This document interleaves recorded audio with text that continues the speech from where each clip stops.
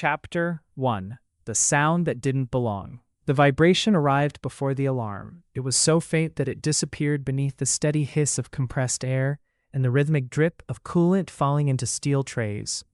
Most people would never have noticed it. Even if they had, they would have dismissed it as another harmless sound inside Mercer Precision Components, where nearly 60 CNC machines worked day and night, shaping aerospace parts to tolerances thinner than a human hair. But Elias Mercer stopped walking. His mop rested against his shoulder as he listened. The vibration came again. Not loud, not urgent, just wrong. He glanced toward Machine 14, its spindle already cooling after the evening shift. The digital display showed no warnings.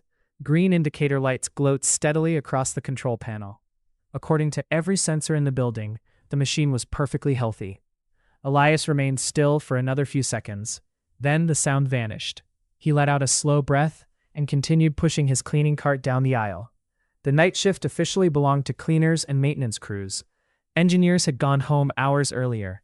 Supervisors had already filed their production reports. Forklifts no longer hurried between stations. The enormous factory had settled into its quieter rhythm, where fluorescent lights hummed overhead and the smell of warm steel mixed with detergent and machine oil. Most people hated these hours. Elias preferred them. Silence gave machines room to speak. For 23 years he had cleaned factory floors that most workers never noticed. He scrubbed coolant stains from concrete, emptied metal chip bins, wiped fingerprints from safety glass, and washed residue from equipment worth millions of dollars. Few employees knew his name. To many, he was simply the older man with gray hair who always arrived before sunset and left shortly after sunrise. That suited him. Invisible people were rarely interrupted. He parked his cart beside Machine 14 and crouched to wipe away a thin trail of dried coolant beneath the enclosure door. His knees protested as they always did now. Age had turned simple movements into negotiations. As his cloth slid across the floor, his fingertips paused. There was fresh metallic dust beneath the gearbox housing. Too much of it. He rubbed the powder between his fingers. It shimmered under the overhead light like fine graphite. The gearbox had been replaced less than a week ago after another unexplained overnight failure. Elias remembered because he'd spent half his shift helping clean spilled lubricant while technicians argued over what had gone wrong. A brand new gearbox shouldn't already be shedding metal. He looked around the empty aisle. No one was watching. Carefully, he placed 2 fingers against the side of the housing. Still warm. Warmer than it should have been nearly an hour after shutdown. He frowned, but said nothing. Experience had taught him that observations without titles rarely traveled very far. Earlier that morning, before most workers arrived, another meeting had filled the glass conference room overlooking the production floor. Plant manager Daniel Ross stood before a projection screen, displaying another graph of declining productivity. "We've lost another 42 production hours this month," he said, rubbing tired eyes. "Customers are asking questions we can't answer." Across the table sat engineers, maintenance supervisors, production planners, and representatives from an outside consulting firm. Charts covered the walls. Thermal images, failure reports, maintenance schedules. Everything pointed toward random equipment breakdowns. Nothing explained why nearly every major failure occurred sometime between midnight and 4 in the morning.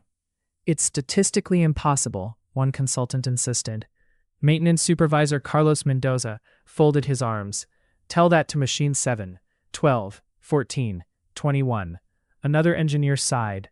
"We've replaced bearings, sensors, spindle motors, servo drives, lubrication pumps." And yet, Daniel interrupted quietly, "Every week another machine fails." No one answered. Outside the conference room window, Elias pushed his cleaning cart past without looking up. The meeting continued. No one noticed him. By midnight, a light rain tapped softly against the factory's high windows. Water streaked the glass, distorting rows of towering machines into wavering silhouettes. Elias worked methodically. Every task followed a rhythm developed over decades. Sweep, inspect, wipe, listen. Empty chip bins, check for leaks, move on. Most cleaners focused only on cleanliness. Elias couldn't help noticing everything else.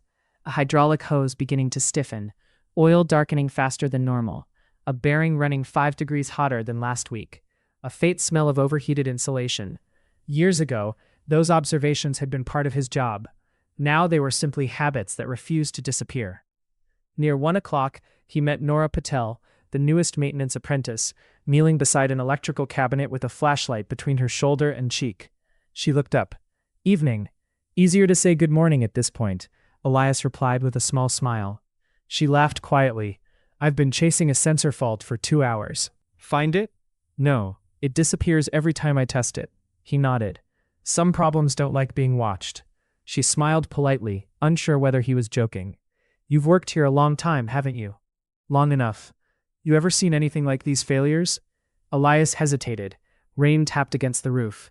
Somewhere deeper inside the building, cooling fans slowly wound down. "I've seen machines wear out," he answered. "I've seen people rush repairs." He looked briefly toward Machine 14. "But this?" He stopped. Nora waited. After several seconds, he simply shrugged. "I'm probably overthinking it." She returned to her work, though curiosity lingered on her face. Elias continued walking. Sometimes unfinished sentences carried more weight than complete ones. Around 3:15 in the morning, the factory became almost perfectly still. This was his favorite hour. Even the ventilation system seemed quieter. He returned to Machine 14. Again. The vibration came back, barely audible. Not a grinding noise, not a loose bolt, not bearing chatter. It was rhythmic, predictable, almost musical. He closed his eyes. His fingers rested lightly against the machine's steel frame. The vibration traveled through the metal differently than through the floor. His expression changed. Not because he understood the answer, because he recognized the question.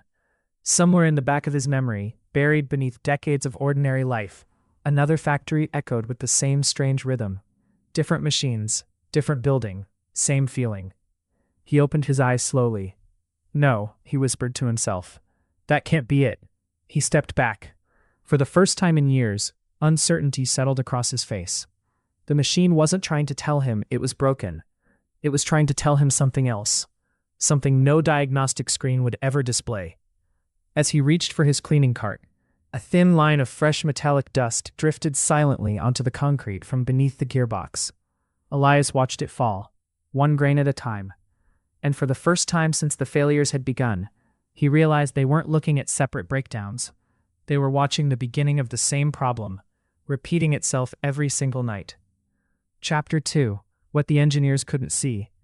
By sunrise, the factory floor looked as though nothing unusual had happened. The cleaning carts were gone, fresh coolant had been topped off. Every workstation was neat, every aisle clear, every warning light green. As the day shift filed in with coffee cups and lunchboxes, the machines came alive, one after another, filling the building with the familiar chorus of spinning spindles, hydraulic pumps, and conveyor motors.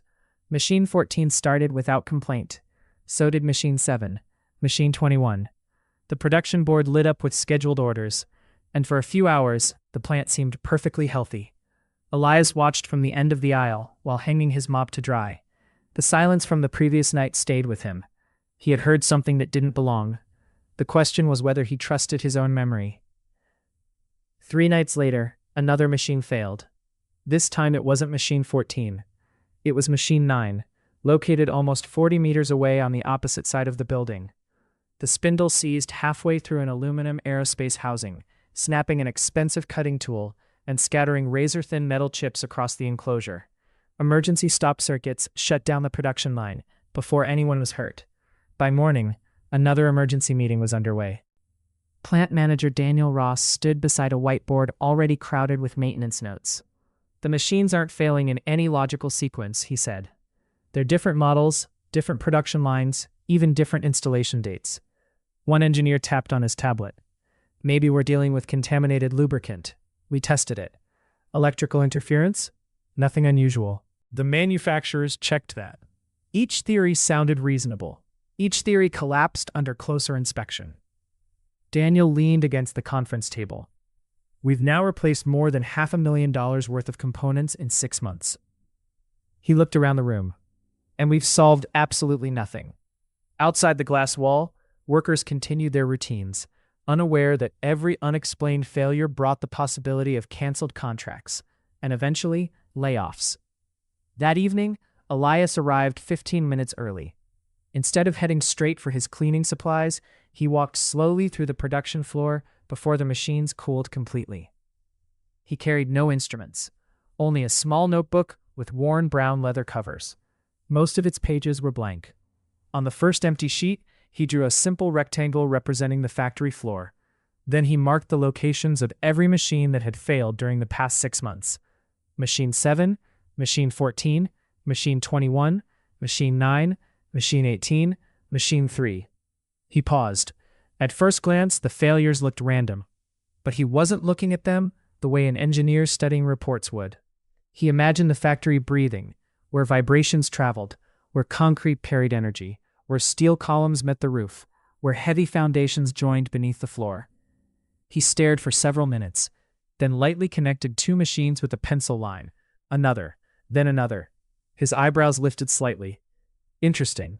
Very interesting. Later that night, Nora found him sitting alone beside the maintenance workshop. "You always carry that notebook?" Elias closed it gently. "Most nights." She smiled. "I've never seen anyone sketch machines by hand." "The machines aren't what I'm drawing." She looked puzzled. "What then?" He hesitated before opening the notebook again. Instead of showing technical drawings, he revealed a rough map of the factory. "I've been marking where every major failure happened." She leaned closer. "I thought they were random." "So did I. And now? I'm not so sure." Nora studied the page. "I don't see a pattern." "You wouldn't." She glanced at him. "Not because you're inexperienced." He smiled kindly. "Because you're looking at where the machines are." She frowned. "And you're looking at the spaces between them." For a moment she simply blinked. It wasn't the answer she expected. The rain from earlier had stopped, leaving beads of water clinging to the tall factory windows. Reflections shimmered across polished machine enclosures, as overhead lights stretched into long silver lines on the concrete floor. Elias stopped near a structural column. "Put your hand here." She did. "Feel anything?" She shook her head. "No." "Wait." Several seconds passed. Then, a faint pulse, almost too gentle to notice. Nora looked surprised. "What was that?" "A vibration." "From this machine?" He shook his head. "No." He pointed nearly 30 meters away. "That one." She stared across the building. "That's impossible. Steel carries conversations farther than people think." They walked to another column. Again she felt the pulse. Different, slightly stronger. She looked back toward Elias. "How do you know this?" He didn't answer immediately. Instead, he watched dust drift lazily through the beams of fluorescent light. "I used to build these foundations." Her eyes widened. "I thought you were a cleaner." "I am." "No, I mean," he smiled. "I started as an apprentice machinist." After a pause, he added, "Then machine installation. Later, vibration analysis." Nora stopped walking altogether. "You worked in vibration analysis?" "A lifetime ago." "Why didn't anyone tell me?" Elias chuckled softly. "No one asked." Back in the workshop, Nora opened maintenance records on her laptop while Elias spread his notebook across the bench. Digital charts filled one side. Hand-drawn observations covered the other. For over an hour they compared notes. Machine temperatures, failure times, production schedules, shift changes, lubrication intervals, tool loads. Individually, none of the numbers explained anything. Together, a picture slowly emerged. Every major failure occurred after nearly identical production sequences. Not identical machines, identical workloads. Nora leaned back. "That can't be a coincidence." "No, it isn't." She highlighted several production orders, the heaviest titanium jobs. "Always finished just before shutdown," Elias completed. "And then cooling begins." He nodded. "But the cooling isn't happening evenly." She looked confused. "What difference would that make?" Elias picked up 2 steel rulers from the workbench. He struck one lightly against the other. A soft ringing note echoed through the room. One sound. Then he struck them again with a slightly different rhythm. This time, the vibration lasted longer. "They're reinforcing each other." Nora watched carefully. "You think the machines are doing that?" "I think the building is." The idea sounded almost unbelievable, yet neither of them could immediately disprove it. Near dawn, they stood once again beside Machine 14. Everything appeared normal. No alarms, no warning lights. Only that same faint vibration. This time Nora heard it too. Like a distant tuning fork, hidden somewhere beneath layers of steel and concrete. She looked toward Elias. "I would have walked right past this." "So did everyone else." "What do we do now?" He looked down at the notebook in his hands. If we're right. He paused. Telling people won't be the hard part. She frowned. What will? He closed the notebook, convincing them that the problem isn't inside a machine. He looked across the sleeping factory. It's inside the way the entire plant breathes. Outside, the first pale light of morning began to spread across the clouds. Inside, no one yet realized that the next breakdown was already quietly building, not because another machine was failing, but because every machine was working exactly as it had been told. The quiet legacy inside the machines. The next failure arrived without warning. It wasn't dramatic. There was no explosion, no shower of sparks, no blaring emergency sirens. At exactly 2:17 on a Thursday morning, Machine 18 stopped cutting halfway through a titanium valve housing. The spindle coasted to a halt, followed seconds later by two neighboring machines as their control systems detected abnormal vibration levels. Operators hit the emergency stops almost instinctively. Within minutes, the production line stood silent. For the first time in the plant's history, an entire machining cell had shut itself down before a single component actually broke. The machines had protected themselves, but the cost was enormous. By sunrise, nearly 2 days' worth of production had been lost. Finished parts sat unfinished inside machine enclosures. Delivery trucks waited outside loading docks with nothing to collect. Office phones rang continuously as customers asked for updates that no one could honestly provide. The atmosphere inside Mercer Precision Components felt heavier than ever. No one spoke louder than necessary. People simply worked around the silence. Daniel Ross stood alone in his office, overlooking the production floor. The spreadsheets on his computer no longer mattered. The outside consultants had exhausted every recommendation. New bearings, new motors, software updates, laser alignments. Nothing had changed. He looked through the window at dozens of motionless machines. Then his eyes settled on Elias. The older man was quietly sweeping beneath Machine 14, moving with the same patient rhythm he had followed every night for years. Daniel stared for a moment before making a decision. He walked downstairs. Elias, the broom stopped, mourning. I hear you've been looking into these failures.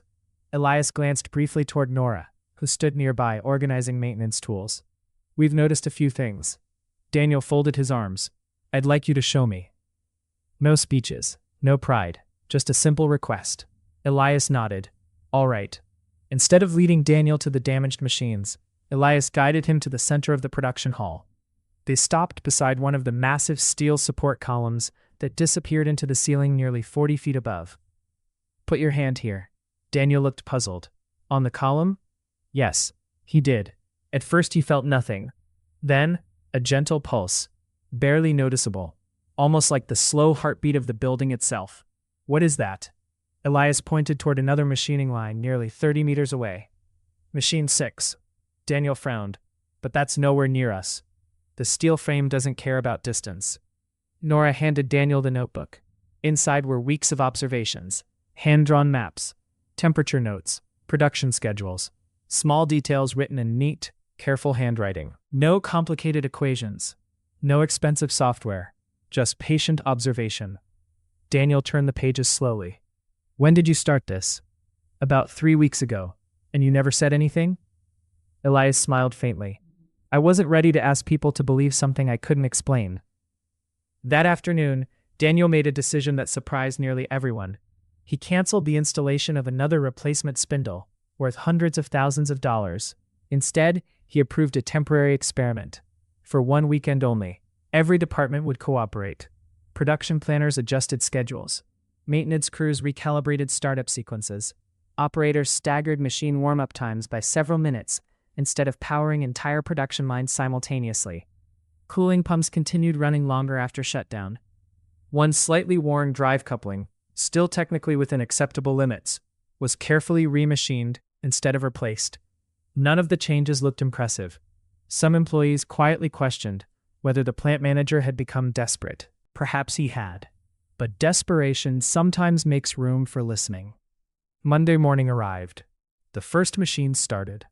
Then the next. Then another. The factory sounded different. No one could immediately explain why. The familiar roar was still there, yet something harsh had disappeared. The sharp metallic hum that workers had unconsciously accepted as normal seemed softer, more balanced, almost calmer. Nora watched vibration readings appear on her monitoring screen. She blinked. "Daniel," he walked over. "What is it?" She pointed. Every machine showed lower vibration levels, not dramatically, just enough to matter. Throughout the day, operators waited for the usual warning messages. None appeared. One shift ended, then another. Night passed quietly. The following morning, every machine started exactly as expected. No failures, no emergency maintenance calls, no broken tools waiting beside silent equipment.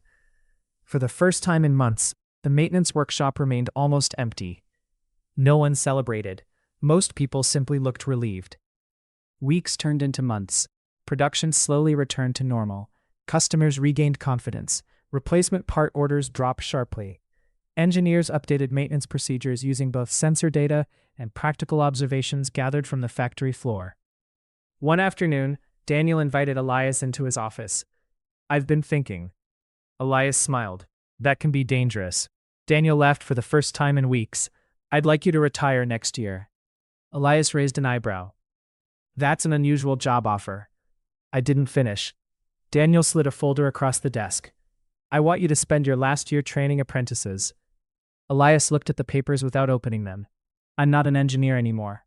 "I know." Daniel looked out across the factory. "That's exactly why." Trading sessions soon became unlike anything the younger employees expected. Elias rarely began with machines. Instead, he asked questions.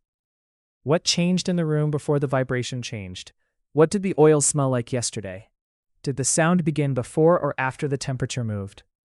At first, the apprentices searched computer screens for answers. Eventually, they learned to slow down, to observe, to listen. Nora often smiled during those sessions. She realized Elias wasn't teaching repairs. He was teaching attention. There was a difference. Almost a year later, Elias arrived for his final shift. He walked the same aisles he had cleaned for decades. The concrete floor reflected the morning sunlight pouring through the high factory windows. Machines hummed steadily. Forklifts moved calmly between workstations. Workers nodded as they passed. Nothing felt extraordinary, and somehow, that ordinary morning meant everything. Near Machine 14, Nora waited beside a small brass plaque mounted discreetly to the side of the equipment. She brushed away the last fingerprints from its polished surface. Elias stepped closer. The engraving was simple. Every machine has a language. Learn to listen before you try to fix it. He read the words quietly. No author, no title, no recognition, just a lesson. He looked at Nora. You didn't need to do this. She smiled. I know.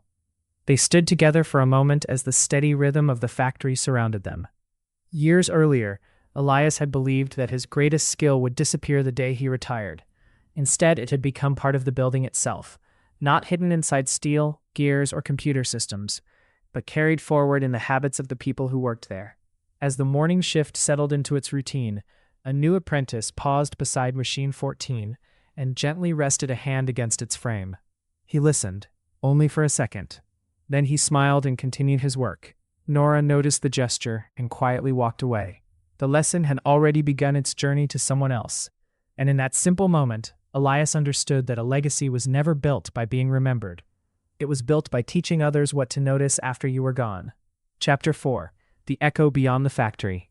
Retirement arrived quietly. There was no farewell banquet, no speeches delivered from a decorated stage, and no oversized plaque bearing Elias Mercer's name.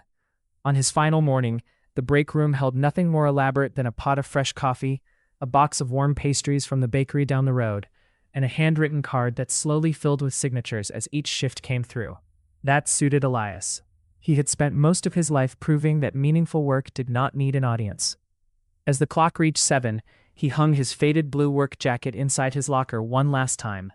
The fabric carried years of machine oil, detergent, and fine metallic dust that no washing cycle had ever completely removed. He closed the locker gently. For a long moment, he simply rested his hand on the cool steel door. Then he walked away. Life after the factory felt unfamiliar. For decades, his body had awakened before sunset, prepared for another night beneath fluorescent lights and humming ventilation systems. Now mornings belonged to sunlight instead of machinery. The silence was different. Not empty, just slower. Elias filled his days repairing old tools in the small workshop behind his modest house. Neighbors occasionally knocked on his door carrying broken lawnmowers, antique drills, or rusted vises inherited from parents and grandparents. He rarely charged them. Most came for the repairs, many stayed for the conversation. Back at Mercer Precision Components, Nora stepped into her new position as reliability engineer. The title looked impressive on business cards. The responsibility felt much heavier. She often found herself standing in the same places where Elias had paused for reasons she hadn't understood at the time. She noticed how different sounds blended together. She paid attention to the smell of overheated coolant before sensors detected rising temperatures. She listened when veteran operators said a machine simply felt different. The younger engineers occasionally smiled politely. "The data doesn't show anything unusual," one of them remarked during a meeting. Nora remembered hearing almost those exact words a year earlier. Instead of arguing, she simply replied, "Let's collect more than one kind of data." The room fell thoughtful. A few months later, an invitation arrived in Elias's mailbox. Mercer Precision had been asked to host a regional manufacturing workshop for maintenance teams from several nearby factories. Managers wanted to demonstrate how practical observation and modern diagnostics could work together instead of competing. Daniel Ross included a short handwritten note. "Would you consider telling your story? Not about the machines, about how you learned to notice them." Elias stared at the letter for several minutes. Public speaking had never interested him, yet something about Daniel's wording lingered in his mind. Not the machines, the learning. He folded the letter and slipped it back into the envelope. The workshop filled the factory's training room with engineers, technicians, apprentices, supervisors, and plant managers from across the region. Some wore crisp business shirts. Others arrived in grease-stained work uniforms after finishing overnight shifts. Elias felt strangely out of place as he stood near the front of the room. Daniel introduced him in less than 30 seconds. No long list of accomplishments, no exaggerated praise, just one sentence. "Some of the most valuable knowledge in this building never appeared on an organizational chart." Then he stepped aside. Elias looked across the audience. Dozens of faces waited. He cleared his throat. "When I was young," he began softly, "I thought the smartest person in a factory was the one with the most answers." A quiet pause settled over the room. "I was wrong." He smiled faintly. "The smartest people usually have the best questions." The audience remained still. No machine wakes up one morning and decides to fail. He held up a worn wrench from his pocket. "It spends days, sometimes weeks, asking for help." He let the words settle before continuing. "The difficult part isn't fixing the problem. It's learning to hear the question." No one reached for a phone. No one whispered to a neighbor. For nearly an hour, the room listened, not to dramatic stories, but to small observations gathered over a lifetime. After the session ended, a young apprentice approached him. She couldn't have been older than 20. "My grandfather was a machinist," she said. "He used to touch every machine before starting work. I thought it was just a habit." Elias smiled.